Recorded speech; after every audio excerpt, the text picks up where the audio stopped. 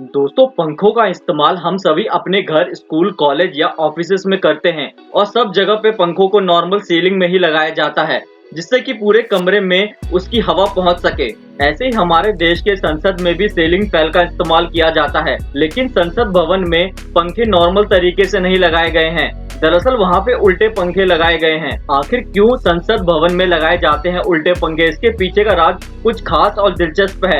ऐसा क्यों होता है, यह सबको जरूर पता होना चाहिए। दरअसल संसद भवन अंग्रेजों के टाइम से ही बना हुआ है और संसद भवन टूरिस्ट की भी पसंदीदा जगहों में से एक है। अगर जो कोई भी दिल्ली घूमने के लिए आता है वह संसद भवन को एक बार जरूर देखता है। पार्लियामेंट को बनने में 7 साल का समय लगा था। संसद भवन की ऊंचाई बहुत ही ज्यादा है। अगर आप में से किसी को संसद भवन के अंदर जाने का मौका मिला होगा तो आपने इस बात को नोटिस जरूर किया होगा कि यहाँ पे पंखे सीलिंग पे नहीं बल्कि कुछ खम्भों बनाकर उन पर उल्टे लगाए गए हैं। आखिर ऐसा करने के पीछे कारण क्या रहा होगा? संसद भवन के सेंट्रल हॉल के सीलिंग पर पंखे उल्टे लगे हुए हैं। अगर आप इसे गौर से देखेंगे तो यहाँ पे पंखे छत पे नहीं बल्कि जमीन से एक खंबे पे उल्टे लगे हुए हैं। वह इसीलिए उल्टे लगे हुए हैं क्योंकि जब से संसद बनाई गई है तो इसकी छत बहुत ऊंची बनाई गई है और सेंट्रल हॉल में जो गुम्बद है वो पूरे भवन का मेन पॉइंट है। उस समय जब पंखे लगाने की बारी आई तो छत बहुत ऊंची होने के कारण सीलिंग फैन लगाना बहुत ही मुश्किल हो गया।